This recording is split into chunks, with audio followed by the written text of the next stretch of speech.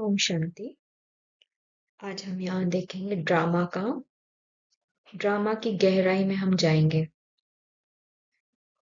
बाबा बोलता है 3 बिंदी लगाओ, आत्मा बिंदी, बाबा बिंदी और ड्रामा बिंदी। बाबा बिंदी, आत्मा बिंदी तो मेजॉरिटी में हम सभी जैसे समझ आता है, निश्चय भी है। पर ये जो ड्रामा बिंदी का पॉइंट है, इसकी थोड़ी गहराई में हम जाएंगे तो हमें जैसे उस पे निश्चय बैठने में इजी होगा। क्योंकि बाबा बोलते हैं ड्रामा की पटरी पे चलते रहो। पर ड्रामा की पटरी पे चलना मेजॉरिट हम में से बहुत लोगों के लिए थोड़ा मुश्किल कहेंगे या मुश्किल कह सकते हैं, क्योंकि हमको शायद उतनी ड्रामा की गहराई पता नहीं है। वो ड्रामा का जो राज है, जो बाबा बाबा बोलता है कि ज्ञान को यथार्थ रीति समझो, तो वो ड्रामा के राज को यथार्थ रीति हम समझे ताकि हमारे लिए सहज हो ड्रामा की पटरी पे चलना। तो आज हम वो ड्रामा की गहराई में जाएंगे।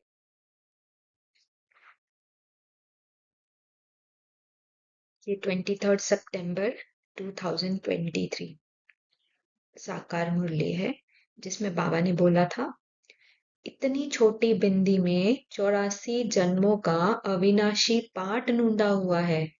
ये कितनी डीप बातें हैं, कोई को समझाने नहीं आएगी, रियलिटी में समझाना है। ऐसा क्यों बोल रहा है कोई को समझाने नहीं आएगी? क्योंकि पहले खुद ही समझा नहीं है। तो खुद समझा नहीं है मतलब गहराई उसकी नहीं समझी है।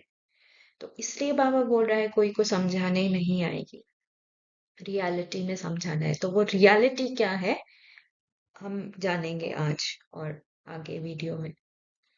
फिर दूसरी मुरली, साकार मुरली 11 अक्टूबर 2023, आत्मा के लिए कहते हैं, चमकता है सितारा भ्रिकुटी के बीच में। वह छोटी सी चीज है, तो विचार करना है पाठधारी कौन है। इतनी छोटी आत्मा में कितना अविनाशी पाठ नूंदा हुआ है।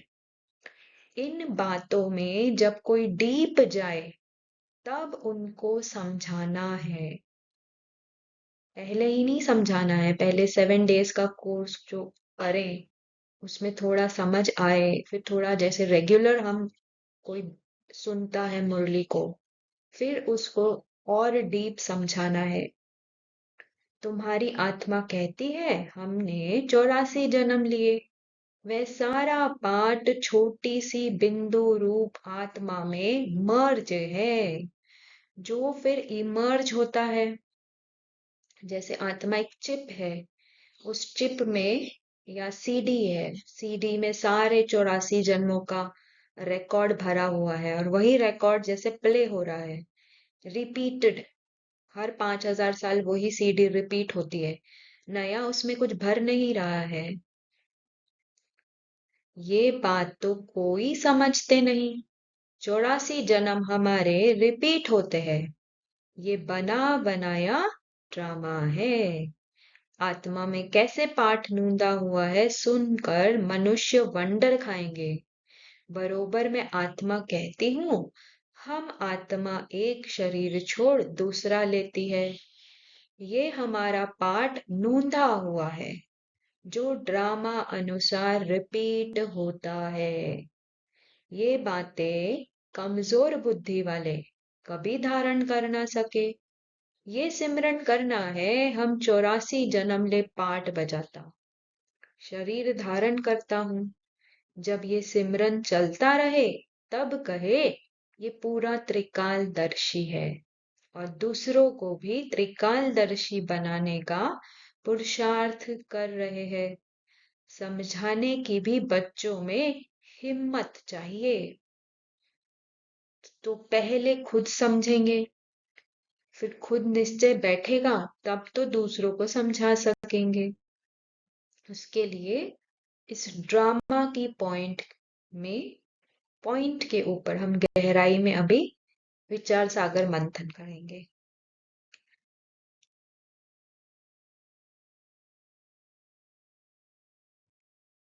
तो बाबा कहता है ड्रामा परफेक्ट है, ड्रामा कल्याणकारी है, ड्रामा में कुछ भी अकल्याण नहीं है। और बाबा को ये ड्रामा बहुत पसंद है। ड्रामा परफेक्ट है, फिर आत्मा भी परफेक्ट है। अब जब ड्रामा परफेक्ट है, आत्मा परफेक्ट है, तो प्रॉब्लम कहाँ है? कोई भी कंप्लेन के लिए, कोई भी क्वेश्चन के लिए, कुछ भी कंपैरिजन के लिए, किसी और के पार्ट के साथ कंपैरिजन करने के लिए जगह बचती है जब ड्रामा परफेक्ट है, सबका पार्ट परफेक्ट है। पार्ट अलग अलग है, आज भी जैसे बाबा ने मुरली में बोला, पार्ट अलग अलग है। आत्मा सेम है, पर पार्ट तो अलग अलग है। पार्ट अलग है, यूनिक है, डिफरेंट है। एक का पार्ट ना मिले दूसरे से, पर पार्ट सारों के ही परफेक्ट है। तो किसी के भी पार्ट से मैं मुझे कंपेयर करने की जरूरत है, या अपने पार्ट से नाखुश होने की जरूरत है, या फिर उसमें क्वेश्चन उठाने की जरूरत है? पर प्रैक्टिकल में देखेंगे तो क्वेश्चन भी आता है, कंप्लेन भी है अपने पार्ट से, दूसरों का पार्ट बेटर लगता है, तो कहीं ना कहीं वो कंपैरिजन की फीलिंग भी आती है, इसका पार्ट मुझसे बेटर है। ये क्यों होता है? ये इसलिए होता है कि कहीं ना कहीं मुझको ड्रामा में निश्चय नहीं है। और ड्रामा में निश्चय इसलिए नहीं है क्योंकि ड्रामा को यथार्थ रीति समझा नहीं है। बाबा जिस दृष्टिकोण से ड्रामा को देख रहा है, वो दृष्टिकोण से अगर मैं ड्रामा को देखूंगी तो मुझे बिल्कुल भी ड्रामा में प्रॉब्लम नजर नहीं आएगी, कोई कंप्लेन नहीं होगी, किसी के पार्ट से मैं कंपेयर नहीं करूंगी, और ड्रामा में 100% निश्चय रहेगा। पर क्योंकि मैं उस दृष्टिकोण से, उस पर्सपेक्टिव से ड्रामा को नहीं देख रही हूँ, जिस पर्सपेक्टिव से, जिस दृष्टिकोण से बाबा देख रहा है, या बाबा चाह रहा है मैं उसको देखूं, तो मुझे ड्रामा में प्रॉब्लम्स नजर आती है।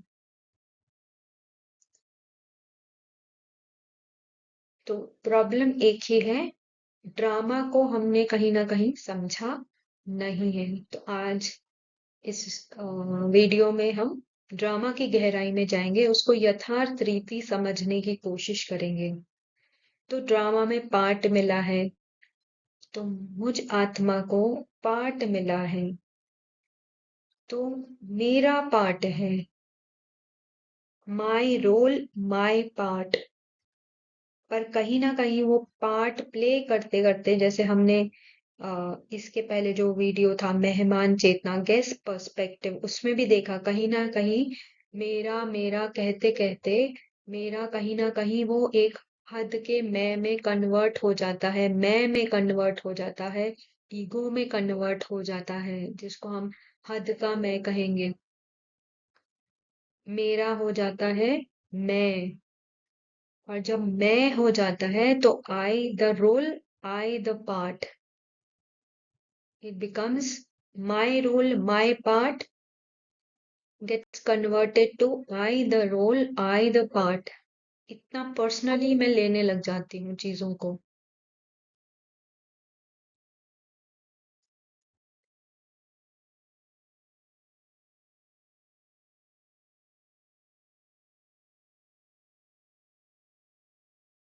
यहाँ पे एक स्कूल ड्रामा दिखाया जा रहा है। तो जैसे हम देखते हैं स्कूल में ड्रामा जब होता है, या कोई भी ड्रामा होता है थिएटर में, तो क्या क्या एलिमेंट्स होते हैं उसमें? पहली बात तो ड्रामा में आवाज होती है, और ड्रामा में एक्टिंग होती है, कर्टन्स होता है, लाइट्स होती है, लाइटिंग होती है, स्टेज होती है, एक रंगमंच, फिर प्रॉप्स होते हैं मंच पे, मंच सामग्री जिसको बोलते हैं प्रॉप्स, जैसे घर है, पेड़ है, कुर्सी, टेबल, सोफा, ये पड़ा रहता है। सेटअप होता है एक, जिसको प्रॉप्स कहते हैं। फिर होता है ड्रामा में, और क्या दिख रहा है स्कूल ड्रामा में? एक्टर्स दिख रहे हैं। पर एक्टर्स कैसे दिख रहे हैं? तो एक्टर्स ने मास्क पहना हुआ है कैरेक्टर में। कैरेक्टर हैं, कुछ कॉस्ट्यूम कैरेक्टर के डाले हुए हैं। मास्क है, कैरेक्टर है एक। उस मास्क के पीछे है एक इनविजिबल एक्टर, अदृश्य अभिनेता। इनविजिबल क्यों है, अदृश्य क्यों है? कि उसका असली चेहरा नहीं दिखाई दे रहा है, क्योंकि उसने एक मास्क पहना हुआ है। तो ये कुछ एलिमेंट्स है स्कूल ड्रामा में।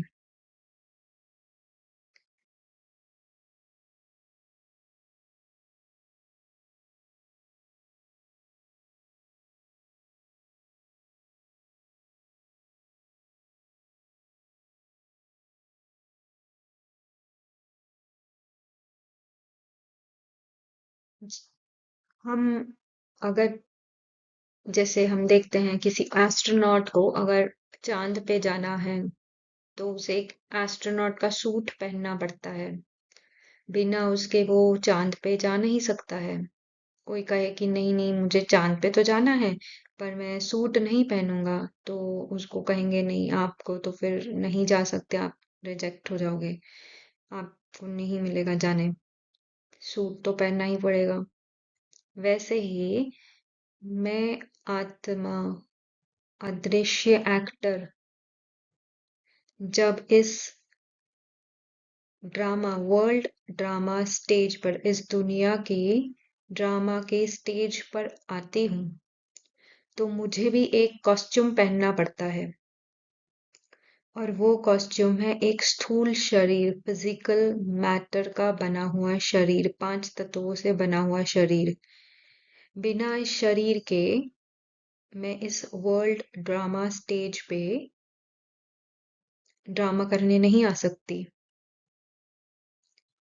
पर सिर्फ एक स्थूल शरीर ही नहीं पहनती हूँ, उस स्थूल शरीर के साथ एक सूक्ष्म शरीर भी पहनती हूँ, जो बना है मन, बुद्धि और संस्कारों का, जो दिखता नहीं है आत्मा की तरह। ये सूक्ष्म शरीर भी नहीं दिखता है, पर जब मुझे इस ड्रामा स्टेज पर आना है एक्टिंग करने, मुझ अदृश्य एक्टर को, मैं आत्मा जो अदृश्य एक्टर हूँ, मुझे इस दुनिया में ड्रामा ड्रामा में प्ले एक्टिंग करने आना है, पार्ट प्ले करने आना है, रोल प्ले करने आना है, कैरेक्टर निभाने आना है, तो मुझे ये स्थूल और सूक्ष्म शरीर दोनों चाहिए। ये सूक्ष्म शरीर के बिना या स्थूल शरीर के बिना इस ड्रामा में एक्टिंग करने नहीं आ सकती आत्मा। वो सूक्ष्म शरीर की इम्पोर्टेंस क्या है, वो हम आगे अगले वीडियोस में जानेंगे। बहुत इंटरेस्टिंग है वो। पर ये सूक्ष्म शरीर क्यों जरूरी है इस वर्ल्ड ड्रामा स्टेज पर एक्टिंग के लिए, वो हम जानेंगे। आज तक जैसे हमने समझा है मन, बुद्धि, संस्कार को, हम उसको एक अलग दृष्टिकोण से, एक अलग पर्सपेक्टिव से देखेंगे। पर ये दोनों स्थूल और सूक्ष्म शरीर जरूरी है। जब मैं आत्मा नीचे आती हूँ, ये दोनों पहनती हूँ, तो इस वर्ल्ड ड्रामा स्टेज पे मैं अपना पार्ट प्ले कर सकती हूँ, एक्टिंग कर सकती हूँ।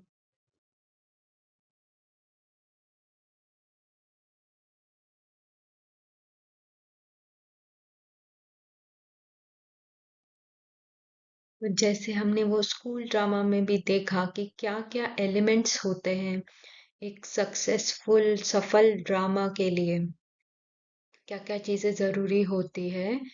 हमने वो हद के ड्रामा में देखा कि एक स्टेज है, साउंड है, एक्टिंग हो रही है, एक्टर्स हैं, प्रॉप्स है। तो वैसे ही जब हम बेहद में अब इसको देखेंगे, तो बेहद में हम देखते हैं कि ये दुनिया भी एक वर्ल्ड ड्रामा स्टेज है। यहाँ पे भी प्रॉप्स हैं। कौन से प्रॉप्स हैं? तो शेर है, पंछी है, गाय है, कुत्ता है, बिल्ली है, अलग अलग तरह के जानवर हैं, पेड़ पौधे हैं, घर है, फिर कार है, मैटर से बनी दुनिया है, ड्रेस है, कॉस्ट्यूम है, ज्वेलरी है, डायमंड है, हनी भी है, पंछी सारे, खाना है यहाँ पे, चांद है, चांद, सूरज, जो लाइटिंग है इस दुनिया में, स्टेज पर लाइटिंग होती है ताकि स्टेज पे जो ड्रामा चल रहा है वो अच्छे से दिखाई दे सबको। तो वैसे ही इस दुनिया रूपी स्टेज पे की लाइटिंग है सूरज और चांद। फिर इस दुनिया में भी क्या है, ये फिजिकल वर्ल्ड ड्रामा स्टेज में यहाँ भी एक्टिंग हो रही है, समुंदर भी है, यहाँ पानी भी है, पहाड़ भी है। फिर इस दुनिया में जो इनविजिबल एक्टर है, इस वर्ल्ड ड्रामा स्टेज में उस इनविजिबल एक्टर की एंट्री होती है, अदृश्य एक्टर की एंट्री होती है, जो आया है नॉन फिजिकल दुनिया से, अभौतिक दुनिया से। जैसे स्कूल ड्रामा में भी देखा था, हद के उस ड्रामा में हमने देखा था कि जो एक्टर है उसने एक्चुअली चेहरा उसका दिख नहीं रहा है, असली चेहरा उसका नहीं दिख रहा है, क्योंकि उसने मास्क पहन रखा है, एक नकाब पहन रखा है, उस कैरेक्टर को प्ले करने के लिए कॉस्ट्यूम पहन रखा है। तो जो उसके पीछे एक्चुअल में एक्टर कौन है, तो उस मास्क के पीछे जो है वो है इनविजिबल एक्टर, अदृश्य कलाकार। वैसे ही मैं आत्मा, अदृश्य कलाकार, जब इस वर्ल्ड के रंगमंच पे आती हूँ तो मुझे ये शरीर मिलता है, सूक्ष्म शरीर और स्थूल शरीर, ये कॉस्ट्यूम है जो मैंने डाला हुआ है, और इस कॉस्ट्यूम के साथ ये चेहरा है एक नकाब, जो मुझ अदृश्य आत्मा को छुपा रहा है, अदृश्य एक्टर को छुपाए हुए है। इसलिए मैं बन जाती हूँ इनविजिबल एक्टर, जो दिखाई नहीं दे रही है नकाब के पीछे। वो इनविजिबल एक्टर, वो अदृश्य आत्मा मैं हूँ, मैं एक्टर हूँ। और ये जो कॉस्ट्यूम मिला है, शरीर रूपी कॉस्ट्यूम, वो है कैरेक्टर। तो कैरेक्टर बदलता रहता है, कभी कुछ तो कभी कुछ, कभी मेल का कॉस्ट्यूम, कभी फीमेल का कॉस्ट्यूम, कभी कैसे दिख रहा, कभी कैसे दिख रहा, फीचर्स अलग अलग होते हैं। ड्रामा की सीन जैसे होती है वैसा कॉस्ट्यूम पहनना पड़ता है। उस ड्रामा में भी, हद के ड्रामा में हम देखते हैं एक एक्टर है, उसको उसी ड्रामा में तीन चार वैरायटी रोल मिला है। तो कभी वो रैबिट रैबिट का रोल मिला है तो वो रैबिट का कॉस्ट्यूम डाल के आ जाता है, रैबिट के अनुसार एक्टिंग करता है, रैबिट के अनुसार डायलॉग बोलता है। फिर वही एक्टर पीछे जाता है, अब उसको कैमल का रोल प्ले करना है, ऊंट का, तो वो ऊंट का कॉस्ट्यूम डाल के आता है, ऊंट का कैरेक्टर प्ले करता है, ऊंट के डायलॉग, ऊंट जैसा डायलॉग बोलेगा, जैसी एक्टिंग करेगा वैसे करता है। फिर पीछे जाता है, फिर उसको राजा का रोल मिला है, तो राजा के कॉस्ट्यूम डाल के आता है, रोब्स डालेगा, वैसे वैसा क्राउन पहन के आएगा, ताज पहन के आता है, स्वॉर्ड लेके, तलवार लेके आता है। तो एक्टर भले ही कैरेक्टर बदल गया, एक्टर उस पीछे का एक्टर एक वो ही है। वैसे ही इस ड्रामा, दुनिया की ड्रामा स्टेज पर वैरायटी, वो जो इनविजिबल एक्टर है, आत्मा, अदृश्य कलाकार, उसको वैरायटी कैरेक्टर्स प्ले करने हैं, तो वैरायटी शरीर चेंज करने पड़ते हैं उसको। अभी ये शरीर में है, कभी मेल का शरीर, कभी फीमेल का शरीर। जैसे ड्रामा का सीन बदल जाता है, उस अदृश्य आत्मा जो है उसका कैरेक्टर बदल जाता है, शरीर बदल जाता है।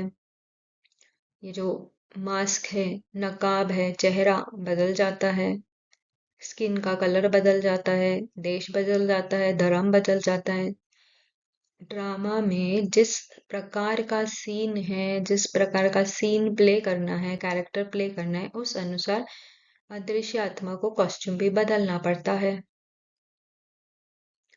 पर ड्रामा में प्ले करते करते, एक्टिंग करते करते, रोल प्ले करते करते अदृश्य आत्मा, जो अदृश्य कलाकार को पता है कि ये सिर्फ एक ड्रामा चल रहा है और इसमें ये सिर्फ मेरा कैरेक्टर है, ये कैरेक्टर मैं नहीं हूं, मैं अलग हूं, ये कैरेक्टर अलग है।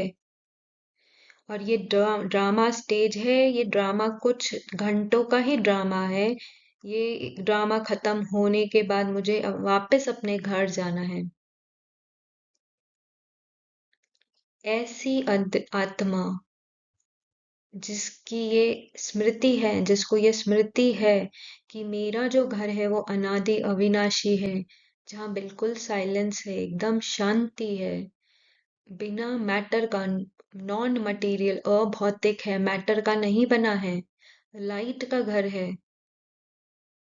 और यहाँ इस दुनिया में मैं आई हूँ सिर्फ एक पार्ट प्ले करने। मैं ये पार्ट नहीं हूँ। ऐसी आत्मा इस दुनिया में पार्ट प्ले करते भी ड्रामा में फंसती नहीं। और जो आत्मा को भूल जाता है कि मैं एक अदृश्य कलाकार हूँ और ये फिजिकल कॉस्ट्यूम, शरीर रूपी कॉस्ट्यूम पहनकर, सूक्ष्म शरीर, स्थूल शरीर का कॉस्ट्यूम पहनकर एक ड्रामा में सिर्फ पार्ट प्ले करने आई हूँ, जिसको ये भूल जाता है, वो करती है इस लाइन ऑफ इग्नोरेंस को क्रॉस, अज्ञानता की रेखा को क्रॉस कर लेती है और ड्रामा में फंस जाती है, कैरेक्टर में फंस जाती है। मेरा पार्ट बन जाता है मैं पार्ट, मेरा रोल बन जाता है मैं रोल। ये कैरेक्टर जो एक कॉस्ट्यूम का बना है, जो इस चेहरे रूपी नकाब का बना है, उसको ही कहीं ना कहीं वो मैं समझ लेती है, और जैसे ही मैं समझ लेती है तो ड्रामा में फंस जाती है, अज्ञानता की रेखा क्रॉस हो गई है उससे।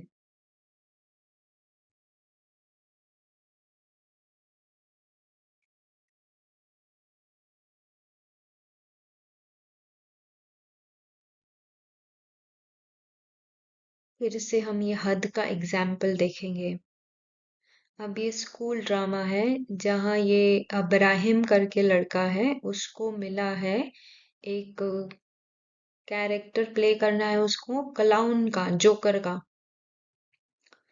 तो उस अब्राहम दिखने में तो अलग दिख रहा है, पर जब उसने क्लाउन का कॉस्ट्यूम पहना है, क्लाउन जैसे कपड़े पहने हैं, क्लाउन का मास्क पहना है, तो अब्राहम नजर नहीं आ रहा है, पर वो क्लाउन नजर आ रहा है। पर उस मास्क के पीछे, उस नकाब के पीछे तो एक्चुअल में जो एक्टर है वो अब्राहम है। फिर वैसे ही हम यहाँ टॉम का भी एग्जाम्पल देखते हैं। टॉम इस स्कूल ड्रामा में खरगोश का, रैबिट का पार्ट प्ले कर रहा है, तो उसने रैबिट के कपड़े पहने हैं, रैबिट के कपड़े पहने हैं, रैबिट का मास्क भी पहना है, उसको डायलॉग्स भी मिले हैं, तो रैबिट के डायलॉग्स मिले होंगे। पर जैसे ही ड्रामा खत्म होता है तो अब्राहिम और टॉम क्या करते हैं? अब्राहिम अपना मास्क उतार देता है, कॉस्ट्यूम उतार देता है, जोकर के कपड़े उतार देता है, क्लाउन के सारा मास्क कपड़े उतार देता है और अपने ओरिजिनल कपड़ों में आता है। और तब पता चलता है, अरे ये तो अब्राहिम ऐसे दिखता है, इसका असली चेहरा तो ये है। वो तो सिर्फ एक मास्क था, नकाब था, ड्रामा के लिए जो उसने पहना हुआ था। वैसे ही टॉम है यहाँ पे। तो टॉम भी जब अपना ड्रामा खत्म होता है, अपना कॉस्ट्यूम उतारता है, रैबिट के कपड़े उतारता है, तो पता चलता है टॉम तो ऐसे दिखता है। अगर बाय चांस टॉम को भूल जाए कि वो टॉम है और उसको लगने लगे कि वो रैबिट ही है, तो क्या होगा? तो वो घर भी जाएगा तो रैबिट के कपड़े पहन के जाएगा, घर में जाएगा तो हरकतें भी रैबिट जैसी ही करेगा, इधर से उछल कूद उछल कूद। मम्मी को बोलेगा, मैं तो रैबिट हूँ, मैं तो सिर्फ गाजर ही खाता हूँ, दूसरा मैं कुछ भी खाता नहीं हूँ। तो सारी हरकतें उसकी रैबिट जैसी हो जाएगी, क्योंकि उसको भूल गया कि मैं टॉम हूँ। रैबिट एक कैरेक्टर है जो मुझे ड्रामा में प्ले करने के लिए मिला है। मैं रैबिट नहीं हूँ, मैं तो टॉम हूँ। पर उसको भूल गया, मतलब उसने अज्ञानता की रेखा क्रॉस कर दी, उसको भूल गया असलियत, अपनी रियलिटी भूल गया है वो। और फिर सारी हरकतें अभी रैबिट की तरह करने लगा है।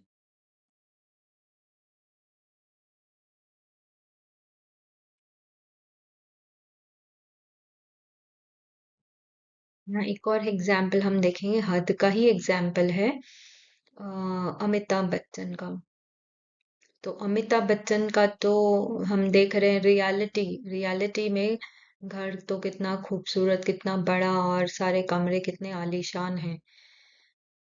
पर जब वो सेट पे जाता है, अपने वर्क प्लेस पे जाता है, काम पे जाता है, तो वहां उसको डायरेक्टर ने कहा है कि तुमको कुली का रोल प्ले करना पड़ेगा, कुली के जैसे कपड़े पहनने पड़ेंगे, कुली के जैसा डायलॉग बोलना पड़ेगा, कुली की जैसी एक्टिंग करनी पड़ेगी। और उसको ये भी बताया गया है, देखो ये तुम्हारे सहयोगी कलाकार होंगे, इनके ये डायलॉग्स होंगे। अब तुमको कुली बनना है तो तुमको कुली के जैसा एक्सप्रेशंस भी करने पड़ेंगे, इमोशंस फीलिंग्स वैसी ही होगी। अब ये तुम्हारी कहानी है, ये स्क्रिप्ट है, इस स्क्रिप्ट में देखो इन कुली जो कैरेक्टर है उसके साथ ये ऐसा ऐसा होने वाला है। ये सारा उसके ऊपर जैसे सारे अनफेयरनेस, इनजस्टिस होगा, बहुत कुछ होगा उस कैरेक्टर के साथ, तुमको ये सब करना पड़ेगा। तो अमिताभ बच्चन कहते हैं कि हाँ जरूर, क्यों नहीं, जरूर करेंगे हम। और जो भी उस कैरेक्टर की रोल की रिक्वायरमेंट है वो सब मैं करूंगा, ऐसे वो कहेंगे। अब वो रोल प्ले तो कर रहे हैं, पर अगर उनकी चेतना, उनकी जो कॉन्शियसनेस है, अवेयरनेस है, अगर वो अमिताभ बच्चन की अवेयरनेस में ही रोल प्ले करे, तो वो रोल लगेगा, रियल लगेगा वो रोल? कुछ भी रियलिटी नहीं लगेगी, क्योंकि उन्होंने अपनी चेतना उस कैरेक्टर को प्ले करते समय अपनी कॉन्शियसनेस नहीं बदली कि मैं अमिताभ बच्चन नहीं हूँ। ये कैरेक्टर कुली का है तो मुझे उस कुली की चेतना को ही फील करना पड़ेगा, वैसे ही एक्टिंग, वैसे ही डायलॉग बोलने पड़ेंगे। अमिताभ बच्चन की कॉन्शियसनेस में रह के, अवेयरनेस में रह के मैं कुली कैरेक्टर नहीं प्ले कर सकता। मुझे उस कुली के कैरेक्टर को समझना पड़ेगा, उसके जैसे डायलॉग्स हैं, उसके जैसे ड्रेसिंग है, उसको जैसे फीलिंग करना है, उसको जैसे इमोट करना है, इमोशंस एक्सप्रेस करने हैं उसको, उसको जैसा हाव भाव डायरेक्टर ने बोला है करने के लिए वैसे उसको करना पड़ेगा। पर जैसे शूटिंग चल रही है, सुबह से लेके शाम तक अमिताभ बच्चन कुली का रोल प्ले कर रहा है, अगर बीच में जाके उसको पूछा जाए कि तुम कौन हो, तो वो क्या कहते हैं? कहते हैं कि मैं कुली हूँ? नहीं, रोल प्ले करते भी उनको अवेयरनेस है, उनको स्मृति है कि मैं अमिताभ बच्चन हूँ, तो वो कहते हैं मैं अमिताभ बच्चन हूँ। कभी नहीं कहते कि मैं कुली हूँ। बट सपोज उनको भूल जाए, इतना इतने बार वो कुली के कैरेक्टर में रहते हैं, सुबह से शाम तक कुली कुली का कैरेक्टर प्ले कर रहे हैं, कुली ही बने घूमते हैं, कुली के जैसे डायलॉग है सारे, उनके सहयोगी कलाकार भी उनको वैसे ही ट्रीट कर रहे हैं कुली की तरह।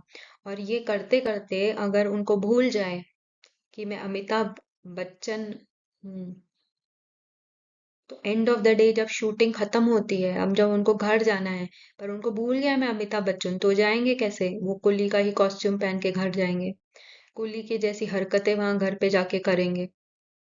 और फिर सारा उनका जो स्टाफ है, घर वाले हैं, सारे परेशान हो जाएंगे, बोलेंगे, उनको समझाएंगे ना कि भाई तुम कुली नहीं हो, तुम अमिताभ बच्चन हो। जमीन पे सोएंगे, सामान उठाएंगे इधर उधर, जो भी कुली की हरकतें हैं वो करेंगे बैठ के।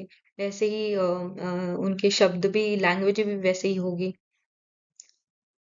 बिहेवियर भी वैसा ही होगा सभी के साथ। तो सारे घर वाले उनको समझाएंगे कि भाई देखो, वो तो तुमको कैरेक्टर मिला है कुली का, प्ले करेंगे, तुम कुली नहीं, तुम अमिताभ बच्चन हो। पर फिर भी नहीं समझेंगे तो क्या होगा? तो ले जाएंगे ना घर वाले उनको डॉक्टर के पास, साइकोलॉजिस्ट के पास, साइकाट्रिस्ट के पास ले जाएंगे। बोलेंगे देखो, ये कैरेक्टर प्ले करते करते इनको भूल गया कि मैं अमिताभ बच्चन हूँ, अब इनकी ट्रीटमेंट कराओ। ऐसे कुछ केस हुए हैं इंडस्ट्री, फिल्म इंडस्ट्री, हॉलीवुड हो या बॉलीवुड, जहाँ पे जो एक्टर रोल प्ले कर रहा था वो इतना कैरेक्टर में घुस गया, और फिर वो कैरेक्टर की जो भी कहानी थी उसको अपनी लगने लगी। और फिर वो उससे बाहर आने के लिए उनको एक, जैसे डॉक्टर साइकेट्रिस्ट की हेल्प लेनी पड़ती है, काउंसलिंग करवाना पड़ता है। ऐसे बहुत हुए हैं, जैसे very famous example Heath Ledger है, हीथ लेजर जिसने जोकर का पार्ट प्ले किया है बैटमैन में। तो उन्होंने एक इंटरव्यू में कहा था कि ये जो कैरेक्टर मुझे प्ले करना पड़ा है, ये मेरे लिए बहुत फिजिकली और मेंटली चैलेंजिंग रहा। शारीरिक और भावनात्मक स्तर पे मेरे लिए ये बहुत जैसे चैलेंज रहा ये कैरेक्टर।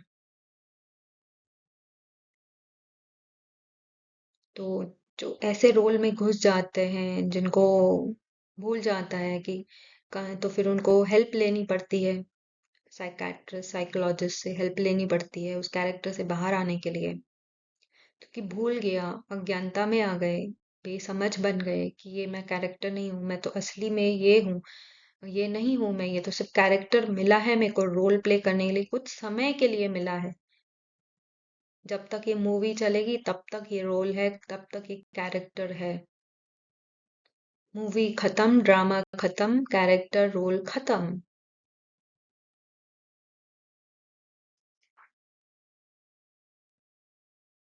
अब ये तीनों कौन है? तो जब भी पूछा जाता है तो सब बोलते हैं मिकी माउस है, मिनी माउस है और डोनाल्ड डक है। बट एक्चुअल में ये तो मास्क है, मिकी माउस, मिनी माउस और डोनाल्ड डक। ये मास्क के पीछे एक इनविजिबल एक्टर है, लिविंग बीइंग है, जो ये कॉस्ट्यूम और मास्क पहन के आया है।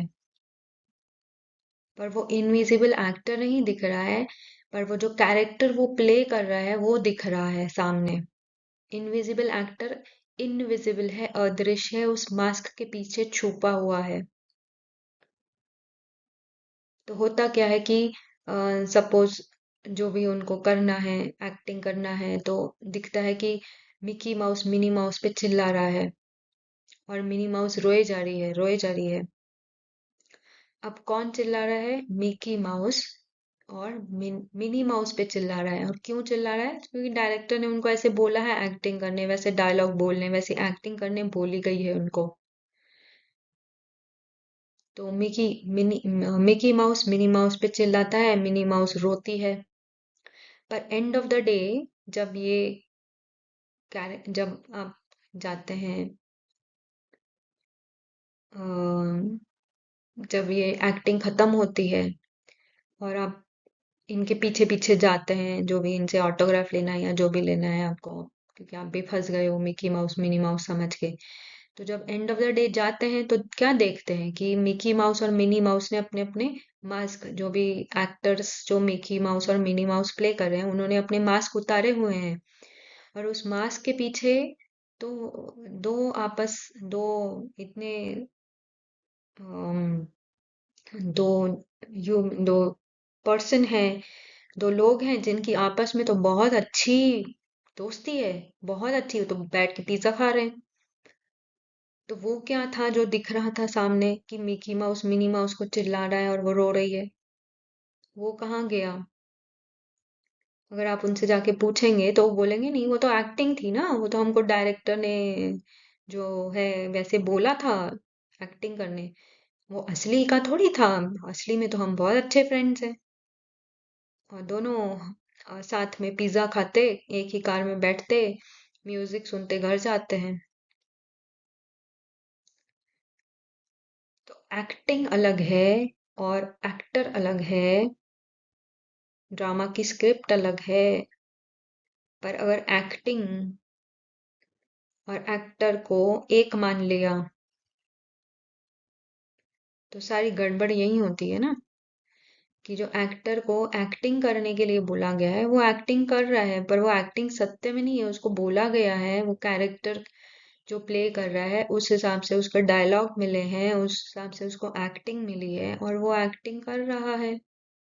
But end of the day वो एक्टर, उस कैरेक्टर के पीछे का जो एक्टर है वो डिफरेंट है, वो अलग है उस कैरेक्टर से। दोनों एक नहीं है, एक्टर अलग है, कैरेक्टर अलग है। कैरेक्टर ड्रामा के लिए मिला है, ड्रामा में प्ले करने के लिए मिला है, पर एक्टर तो बिल्कुल अलग है। एंड ऑफ द डे जब ड्रामा खत्म होता है, कैरेक्टर और एक्टर दोनों अलग हो जाते हैं, दोनों सेम नहीं रहते हैं। ऐसा भी हो सकता है कि कैरेक्टर की जो पर्सनालिटी है, जो ड्रामा में कैरेक्टर उस एक्टर को दिया गया है प्ले करने के लिए, उसकी जो व्यक्तित्व है वो एक्चुअल वो जो एक्टर है उससे एकदम बिल्कुल ऑपोजिट होता है, भिन्न होता है, दोनों में मेल नहीं होता है बिल्कुल भी। कोई ऐसा ऐसा हो सकता है ना, जो जो एक्टर है वो असली में तो बहुत चुपचाप शांत रहता है, पर उसको जो कैरेक्टर प्ले करने को मिला है ड्रामा में वो बहुत फन लविंग है, जोवियल है, जैसे क्लाउन का कैरेक्टर उसको मिला है। पर असलियत में वो जो एक्टर होता है उसकी पर्सनालिटी, उसका व्यक्तित्व वो तो बहुत शांत है।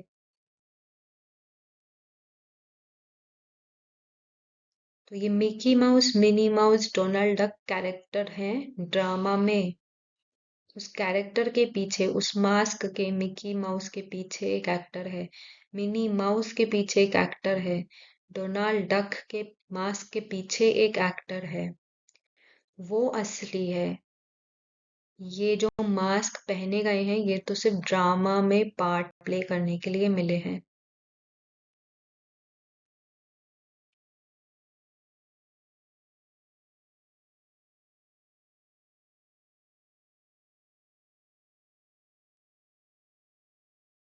इस बाबा ने जो कहा है ना, आत्मा का 84 जन्मों का पाठ नूंद है,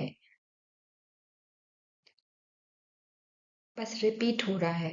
तो हम इसको एक लाइव एग्जाम्पल से देखने, समझने की कोशिश करेंगे।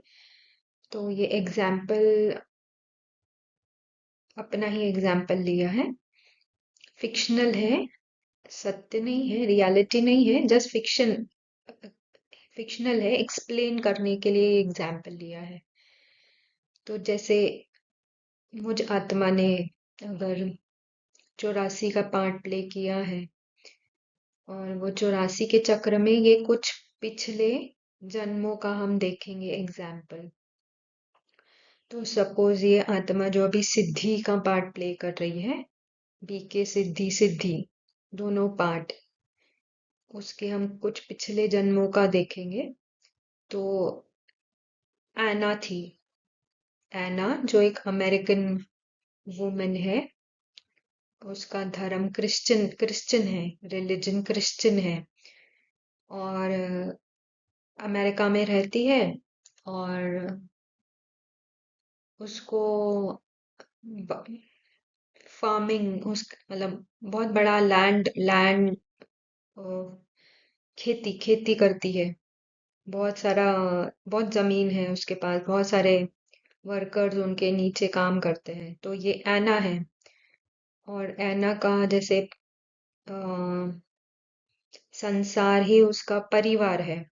आना के 8 बच्चे हैं। डिवाओ क्रिश्चियन है, मतलब एकदम कट्टर क्रिश्चियन है। और जीसस को मानने वाली, चर्च जाने वाली, बाइबल रेगुलर पढ़ने वाली, ऐसी एना है। क्रिश्चियनिटी ही सब कुछ है, बाकी तो धर्म को वो जैसे मतलब जैसे ज्यादा उनको समझती नहीं है। उसको लगता है क्रिश्चियन है तो वो बेस्ट रिलीजन है दुनिया का। और अमेरिकन होने का भी उसको बहुत जैसे एक नशा सा है। मैं अमेरिकन हूँ, she is a very proud American and a proud Christian. और खूब कट्टर है जैसे। और 8 बच्चे हैं उसके। सुखी है, कोई तकलीफ वाला जीवन नहीं है। धनी धन धन वेल्थ हेल्थ सब कुछ है उसके पास।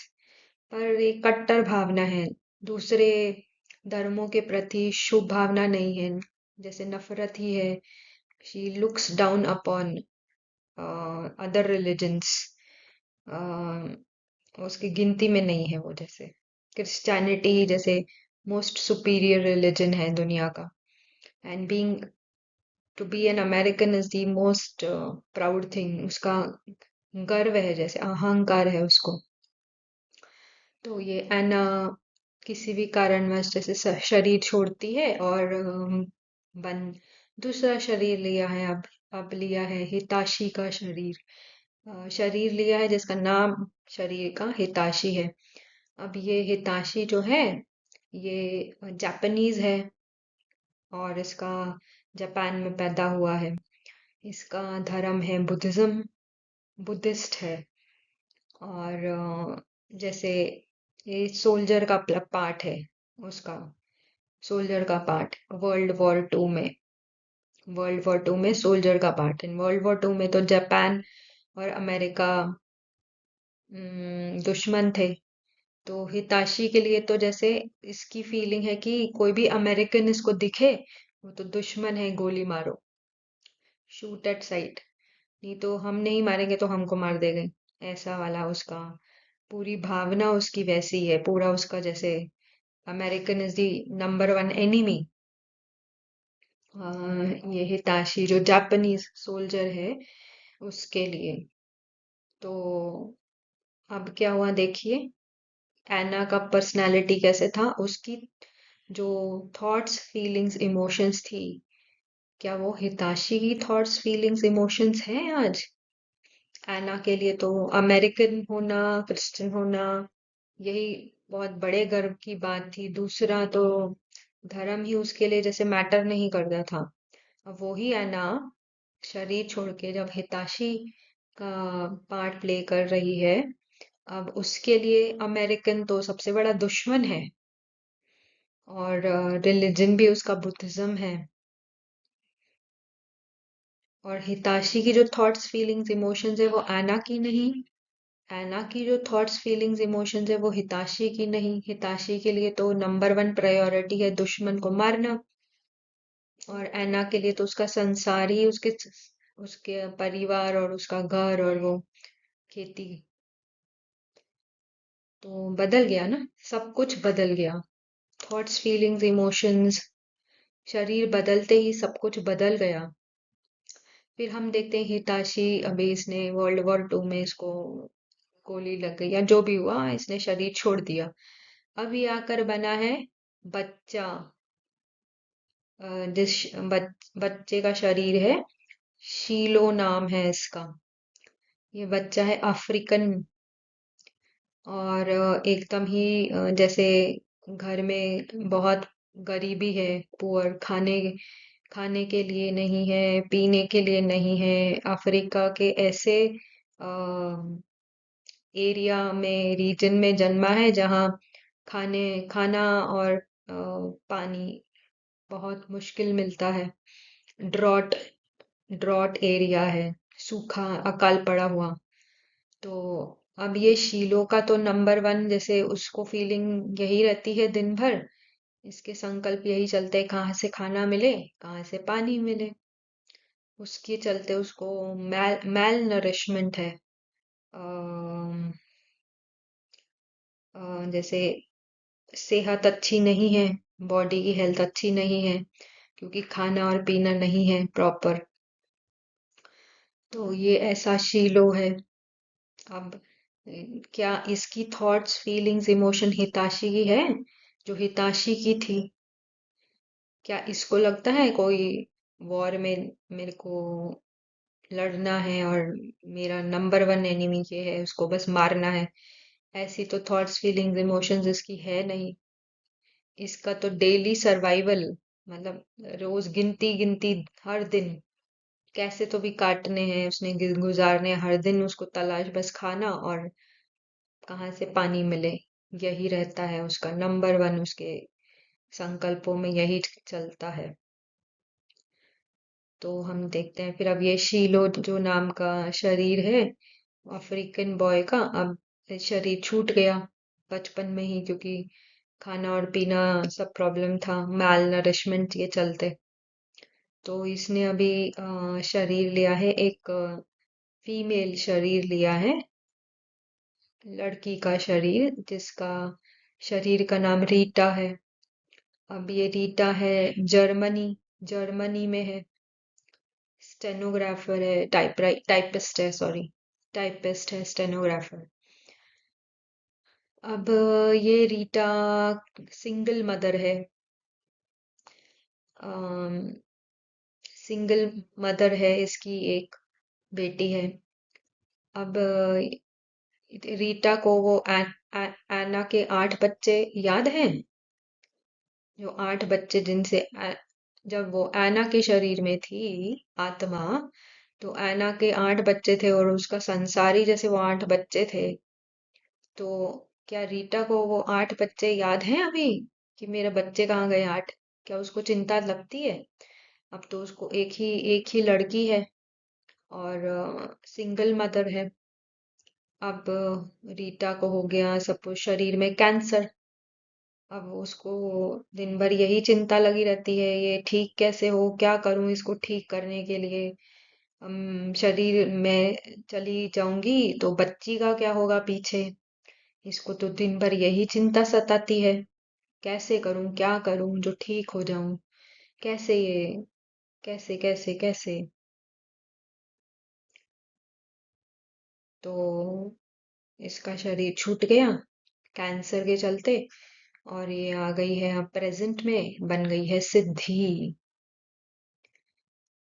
तो मुझ आत्मा ने अभी सिद्धि का पार्ट प्ले कर रही है, और यही इसी पार्ट में बी के सिद्धि भी है।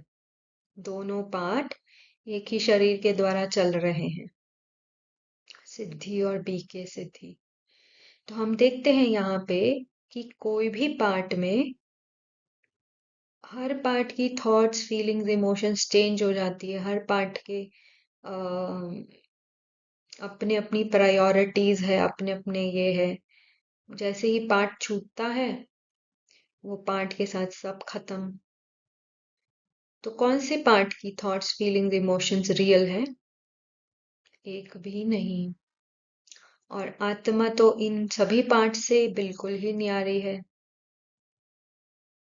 आत्मा को एक भी पार्ट जैसे अपना नहीं लगता, पर कौन सी आत्मा को? जो आत्मा स्मृति स्वरूप बन गई है, वो इन सब से, सभी पार्ट से न्यारी हो जाती है। पर जब उस पार्ट में है, जब तक ज्ञान नहीं मिला है, तब तक ये एक एक पार्ट ऐसा लगता है आत्मा को जैसे मैं ही वो हूँ। जब तक बाबा के ज्ञान नहीं देता आत्मा को, और अपनी रियल पहचान, आत्मा की रियल पहचान नहीं बताता, नहीं समझाता, तब तक तो आत्मा पार्ट को ही मैं मानकर चलती है। जैसे एना को अपना जो पार्ट था वो कितना मैं लगता था, जैसे कितना रियल लगता था। तब हिताशी की इसमें आई तो भी रियलिटी ऐसी लगती थी, मैं हिताशी हूँ। जब शीलो का शरीर मिला तो लगता था मैं शीलो ही हूँ। रीटा का शरीर मिला तो लगता था रीटा ही मैं हूँ। आत्मा पाठ से अटैच होकर चल रही थी। इवन सिद्धि का जब पार्ट प्ले करने आई है तो बहुत साल जब तक ज्ञान नहीं मिलता है तब तक तो सिद्धि और आत्मा एक रूप होके अब पार्ट प्ले चल रहा है। पर जैसे ही बाबा आता है और बाबा आत्मा को ज्ञान बताता है कि तुम आत्मा हो, रियलिटी बताता है तुम आत्मा हो, ये पार्ट नहीं। अपने आप को पार्ट समझ के नहीं चलो, पार्ट से डिटैच हो जाओ। और जब मैं आत्मा सिद्धि से डिटैच होती हूँ, मतलब मेरी देवी अभिमानी स्थिति, आत्मा अभिमानी स्थिति होती है, I am a soul not the role. जब ये स्मृति स्वरूप बन जाती है कि मैं आत्मा हूँ, रोल नहीं हूँ, पाठ नहीं हूँ, तब वहां से शुरू होता है मेरा असली अम, जैसे वो स्थिति है जहां से मुझ आत्मा की स्मृति जागृत होने की स्थिति। बाबा जिसको बोलता है स्मृति का स्विच ऑन करो।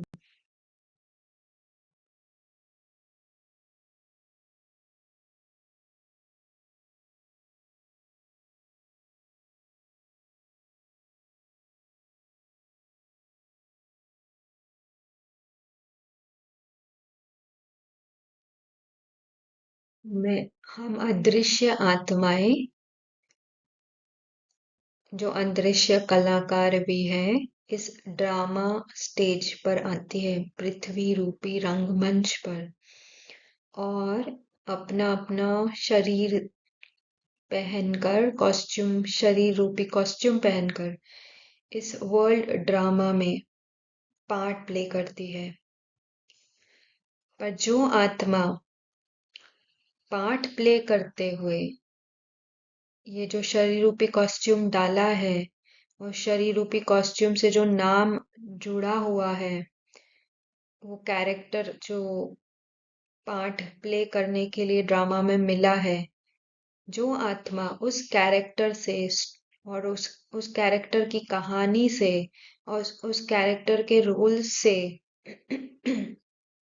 रोल्स में फंसती नहीं है, तो उसकी निरंतर सुख स्वरूप, निरंतर खुशी बनी रहती है।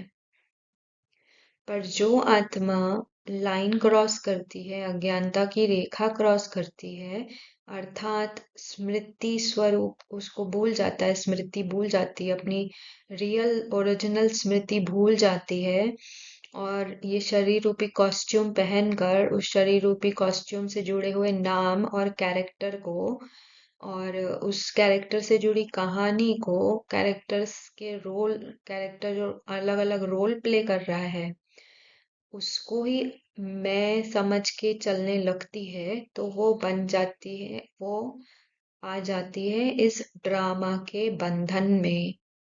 और जैसे ही बंधन आया, वैसे ही दुख गारंटीड है। और जैसे हमने पहले भी देखा, कोई दुख दे नहीं रहा है, जाने अनजाने कोई दुख नहीं दे रहा है। आत्मा स्वयं ही बंधन में आई है, तो अपने लिए स्वयं ही दुख का कारण बना है। दुख की मशीनरी, फ्री का दुख अपने लिए क्रिएट किया है।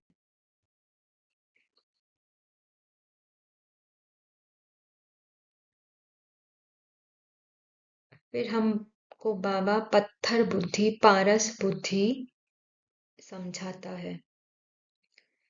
तो पत्थर बुद्धि अर्थात स्थूल चेतना, उसकी कॉन्शियसनेस जो है वो ग्रॉस लेवल पे है, स्थूल लेवल पे उसकी अवेयरनेस है।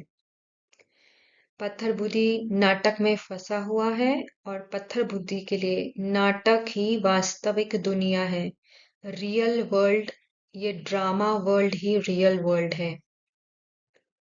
उसको अपनी रियलिटी, इस ड्रामा की दुनिया के अलावा अपनी रियलिटी ज्ञात नहीं है। और इसी दुनिया को असली मान के, रियल मान के चलता है पत्थर बुद्धि। ऑन द अदर हैंड पारस बुद्धि है ऊंची चेतना वाला, हाईएस्ट कॉन्शियसनेस, दिव्य है, सूक्ष्म है, स्थूल चेतना नहीं है, उसकी चेतना ही सूक्ष्म चेतना है। और पारस बुद्धि के लिए नाटक वास्तविक दुनिया नहीं है। Drama is not the real world for पारस बुद्धि। इसको हम और एग्जाम्पल से अच्छे से समझेंगे आगे। यहाँ एक हम पत्थर बुद्धि पारस बुद्धि समझने के लिए एक प्लाटो एक बहुत बड़े दार्शनिक हुए, फिलोसोफर हुए हैं। और उन्होंने ये एलेगरी ऑफ द केव एक जैसे स्टोरी के रूप में कुछ समझाने की कोशिश की है। फिक्शनल स्टोरी के रूप में एक क्या कहेंगे, सब्जेक्ट को समझाने की कोशिश की है, एक टॉपिक को समझाने की कोशिश की है एक स्टोरी के रूप में। तो ये स्टोरी में बताया है कि एक केव है, गुफा है, जहाँ कुछ व्यक्तियों को बांधा हुआ है, वॉल से, दीवार से बांधा हुआ है। और इस तरह से बांधा है कि उनका जो रेंज है, विजन का रेंज है, मतलब जितना उनका देखने की एरिया है वो लिमिटेड है, हद वाली है। इस तरह से उनको बांधा हुआ है रस्सी से। और उनको क्या दिखाई देता है, तो उनको सामने एक दीवार ही दिखाई देती है। उतना ही उनका जैसे ऐस बांधा ही इस तरह से है कि और कहीं उनको हलचल करने की मार्जिन नहीं है। बस मूवमेंट रिस्ट्रिक्टेड है और उनको सिर्फ सामने की दीवार दिखाई देती है। और ये बहुत समय से, लंबे काल से, कुछ बहुत सालों से, जैसे बचपन से ही ये सारे जो हैं इस गुफा में बांधे हुए हैं बचपन से। तो इनके लिए दुनिया ही ये गुफा है। और गुफा भी पूरी गुफा नहीं, सिर्फ सामने की दीवार, सामने की दीवार। और सामने की दीवार पे एक बड़ी इंटरेस्टिंग बात चल रही है। जैसे दिख रहा है यहाँ पे वो इनके बीच वो दीवार है सामने, और ये दीवार से जैसे बंधे हुए हैं, दीवार को leaning on that other wall. और उस वॉल के पीछे से कुछ लोग पास होते हैं, जिनके पास ये वैरायटी शेप्स के कुछ ऑब्जेक्ट्स हैं, चीजें हैं, वैरायटी शेप की चीजें। और उसके पीछे हम देख रहे हैं कि एक थोड़ा सा स्टोन है, हाँ, पत्थर है, जो दीवार से थोड़ा ऊंचा है, और उस पे एक आग जल रही है। और वो आग जलने के कारण क्या होता है, वो जो चीज, ये जो लोग चीजें ले जाते हैं, वो चीजों की शैडो, उसकी रिफ्लेक्शन, शैडो, परछाई, परछाई उस दीवार पे पड़ती है, जिस दीवार को ये लोग फेस कर रहे हैं। ये सारे जो बंधे हुए हैं वो लोग फेस कर रहे हैं, उस दीवार पर ये जो चीजें पास होती है उनकी परछाई पड़ती है। तो इनकी दुनिया ही बस यही है, रिस्ट्रिक्टेड है, इतनी ही दुनिया है, बहुत सालों से ही ऐसा ही है उनका जीवन। तो उनके लिए रियलिटी जो है, सत्य है, जो ट्रुथ है, सिर्फ ये दीवार पे जो चीजें दिखती हैं, मतलब वो चीजें भी नहीं दिख रही, चीजों की शैडो है, परछाई है, वो परछाई ही इनके लिए जैसे रियलिटी है। अ, इसके अलावा उनके लिए कोई सत्य नहीं है, और उनकी दुनिया यही है, यही उनके लिए सत्य है। तो एक दिन ऐसा होता है कि कुछ लोग आते हैं गुफा में, और इन सबको छुड़ाते हैं, जैसे फ्री फ्री करते हैं। रस्सियां काट देते हैं इनकी, और रस्सियां काट देते हैं तो इनको थोड़ा चांस मिलता है गुफा में और भी चीजें देखने का। तो जब उनको ये ऑब्जेक्ट्स, ये जो चीजें जिनकी परछाई उस दीवार पे पड़ रही थी, उनको वो चीजें दिखाई जाती है। तो उनको वो हजम, और उनको कहते हैं कि ये रियल है, वो अनरियल है। वो जो परछाई थी वो, that is not the reality, ये रियल है। तो वो मानने के लिए तैयार ही नहीं है, क्योंकि बचपन से उन्होंने वो ही परछाई को देखा है, और परछाई परछाई ही उनके लिए रियलिटी है, उनके लिए वही सत्य है। तो मानने के लिए तैयार नहीं है वो, कि ये ऑब्जेक्ट्स ये रियल है और वो परछाई है, तो मानने के लिए तैयार नहीं है। और फिर आगे क्या होता है कि वो जो कुछ लोग आए हैं, वो इनमें से एक एक जन को घसीट घसीट के, खींच खींच कर जबरदस्ती गुफा से बाहर ले जाते हैं।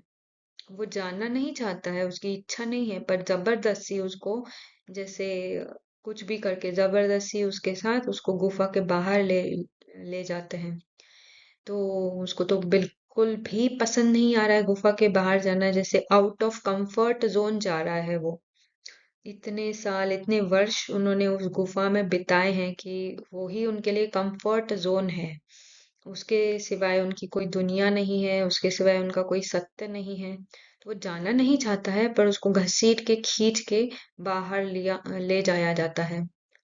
तो बाहर जाता है क्योंकि रोशनी तो आज तक देखी ही नहीं थी। तो जैसे कि पहले तकलीफ होती है, वो सूरज की रोशनी पड़ती है तो जैसे एक बिल्कुल ही अंधेरा छाता है, और एकदम आंखें टाइटली बंद कर लेता है वो व्यक्ति।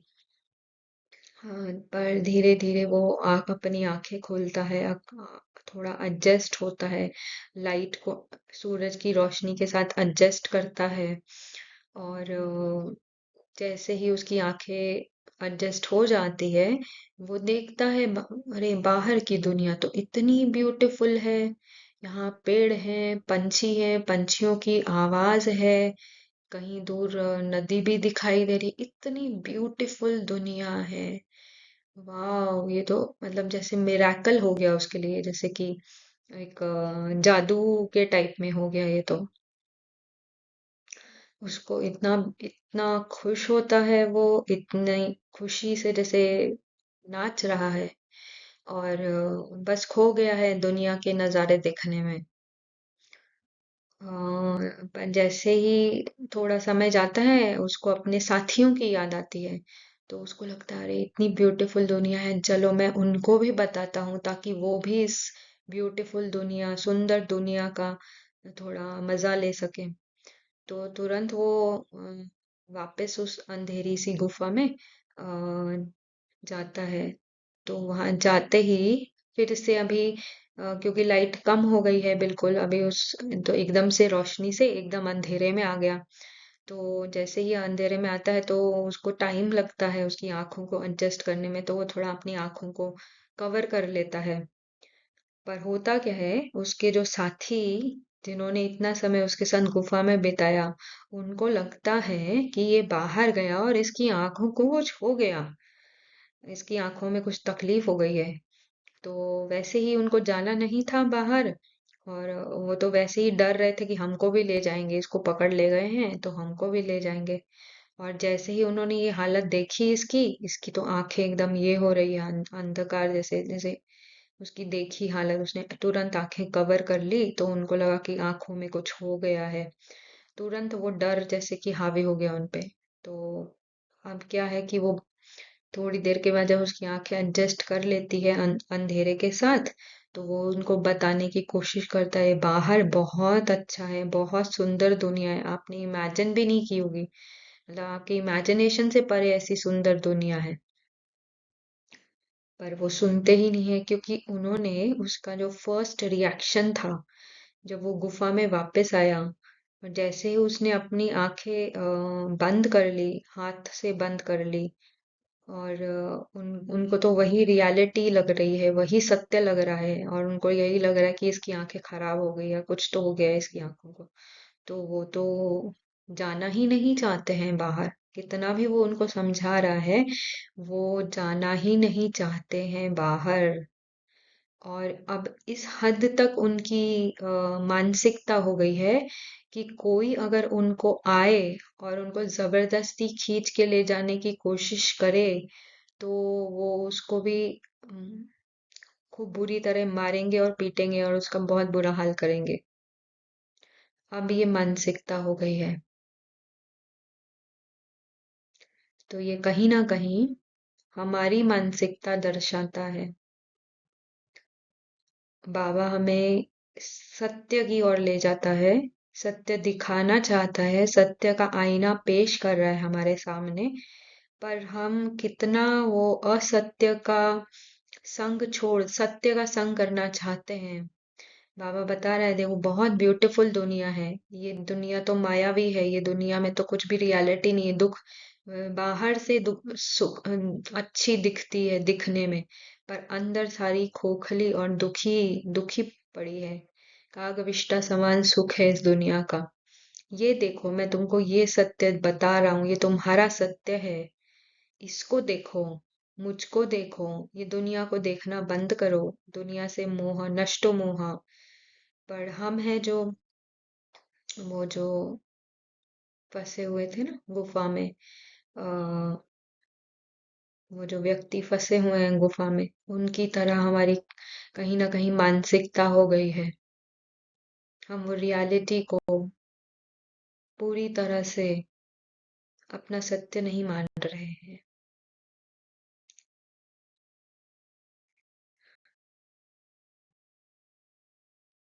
यहाँ दिखाया जा रहा है कि ऑफिस में मैनेजर है। जस्ट आप अपना ही एग्जाम्पल, अपना ही चेहरा जैसे वहां लगा ले, अपनी ही फोटो लगा ले। वो जो लड़की है उसको मैनेजर चिल्ला रहा है, खूब गुस्सा कर रहा है उसके ऊपर। तो पत्थर बुद्धि जो है उसको कैसे देखेगा इस सीन को। चलो ये तो ऑफिस का एग्जाम्पल लिया हमने, घर में भी हो सकता है। घर में पति पत्नी पर चिल्ला रही है, पति पत्नी पर चिल्ला रहा है, जो भी आप अपना अपने हिसाब से उसको देखने की कोशिश करेंगे। तो ऑफिस का एग्जाम्पल है यहाँ पे। और मैनेजर जो है वो खूब चिल्ला रहा है अपनी जूनियर एम्प्लॉय पर। तो पत्थर बुद्धि इसको कैसे देखेगा? तो पत्थर बुद्धि तो यही देखेगा, पत्थर बुद्धि अर्थात जिसके लिए ड्रामा ही, ड्रामा की दुनिया ही रियल है, ड्रामा की दुनिया ही सत्य है। तो ये पत्थर बुद्धि ऐसे देखेगा। सपोज ये जो लड़की है सिद्धि ही है, जिसको चिल्लाया जा रहा है, तो सिद्धि को क्या लगेगा कि ये जो मेरा मैनेजर है राज, ये मेरे को रोज चिल्लाता है, इसने मेरा जीवन दुखी कर रखा है। क्या करूं? या तो मैं मेरा डिपार्टमेंट चेंज कर लूं। चलो नई डिपार्टमेंट तो कभी कभी ऐसे सोचेगी कंपनी ही चेंज कर लेती हूँ। कुछ ना कुछ करके मुझे इससे पीछा छुड़ाना है। इसने मेरा जीवन बहुत दुखी कर रखा है, रोज चिल्लाता है, अप्रिसिएशन तो है ही नहीं काम के प्रति। मैं कुछ भी करती हूँ उसमें हमेशा नुक्स ही निकालता है। वैसे ही घर में हो सकता है। पति तो हम कुछ सुनता ही नहीं है, हर चीज में नुक्स निकालता है। कुछ भी खाना बनाओ, नई रेसिपी बना के दो तो नुक्स ही निकालता है। कोई अप्रिसिएशन ही नहीं, कोई मेरी वैल्यू ही नहीं है। और बस दिन भर चिल्लाते रहता है, गुस्सा करते रहता है। तो जो ड्रामा में फंसी हुई आत्मा है, जिसके लिए ड्रामा ही रियल दुनिया है, सत्य दुनिया है, वो इस सिचुएशन को पत्थर बुद्धि बन के ऐसे उसको देखेगी। और जो आत्मा पारस बुद्धि का यूज कर रही है, अर्थात पारस बुद्धि अर्थात ड्रामा में फंसी हुई नहीं है, अपने कैरेक्टर में रोल में फंसी हुई नहीं है, कहानी में फंसी हुई नहीं है। ड्रामा की दुनिया, ये दुनिया, ड्रामा की दुनिया उसको सत्य नहीं लगती है। उसको पता है ये कहानी है। इसमें सत्य कुछ भी नहीं है। तो पारस बुद्धि इसको ऐसे देखेगी कि ये जो चल रहा है सीन, ये जो मैनेजर राज मुझ पर चिल्ला रहा है, वो तो कहानी का पार्ट है। उस राज की भी फिक्स्ड स्क्रिप्ट है।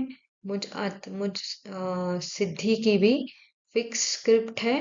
और ये जो सीन चल रहा है वो फिक्स्ड रिपीटिंग ड्रामा में सीन चल रहा है, कहानी में सीन चल रहा है।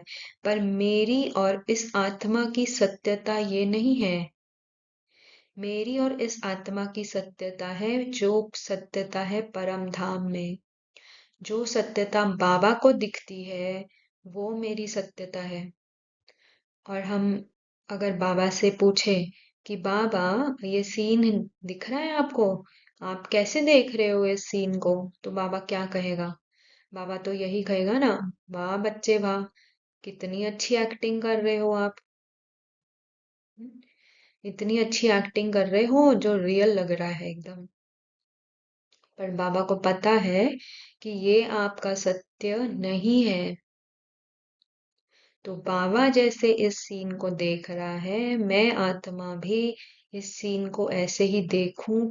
कहानी में ये सीन है, कहानी में ये एक्टिंग मिली है करने के लिए। पर मेरी और इस आत्मा की सत्यता क्या है? तो मेरी और इस आत्मा की सत्यता वो है जो हमारी सत्यता परम धाम में है। और परम धाम में मैं आत्मा बिंदु, ये आत्मा भी बिंदु है। और हमारे बीच रिश्ता बहुत प्रेम स्वरूप का है। Most loving bond. कोई प्रॉब्लम हमारे बीच में है ही नहीं। कोई कंप्लेन नहीं है। कोई गुस्से की नफरत की फीलिंग नहीं है। सिर्फ आपस में एक रूहानी प्यार है, वो भी निस्वार्थ, unconditional love for each other. ये मेरी सत्यता है। वो ड्रामा की वो तो कहानी में हो रहा है, कहानी में पार्ट मिला है। हर एक ड्रामा की फिक्स स्क्रिप्ट है। जो आत्मा लेके आई है वो ही तो पार्ट प्ले हो रहा है। ड्रामा का सीन प्ले हो रहा है नीचे कहानी में। पर मेरा और इस आत्मा का, हमारा घर में रिलेशन, आत्मा आपस में भाई भाई, रूहानी प्यार, unconditional love, acceptance for each other. कोई झगड़ा नहीं, कोई टेंशन बीच में नहीं है हमारे। कोई दुर्भावना एक दूसरे के प्रति नहीं है। कोई ईर्ष्या नफरत की भावना, घृणा की भावना एक दूसरे के प्रति नहीं है। कोई कंप्लेन भी नहीं है एक दूसरे के लिए। तो पारस बुद्धि इस सीन को ऐसे देखेगा। कहानी को नहीं देखेगा, अपनी सत्यता को, परम धाम में, परम धाम घर में उसको देखेगा। उसी चेतना में, कॉन्शियसनेस में रहेगा। तो ये थी ड्रामा की गुह्यता। तो अगर आपको ये पसंद आया है तो आप इसको शेयर कर सकते हैं for the benefit of all. और कोई नए सुन रहे हैं इसको और आपको ये पसंद आया है, आपको और गहराई में जाना है, इंटरेस्ट आ रहा है, तो हमारा ये जो कोर्स है 7 डेज का राजयोग मेडिटेशन कोर्स, वो आप किसी भी अपने निकट वाले ब्रह्मा कुमारी सेंटर में जाके ये 7 डेज का राजयोग मेडिटेशन कोर्स और गहराई में कर सकते हैं। ये कोर्स फ्री ऑफ कॉस्ट है। और हमारे 8,000 से भी ज्यादा सेवा केंद्र हैं 140 देशों में। तो आप इसका बेनिफिट ले सकते हैं। ओम शांति।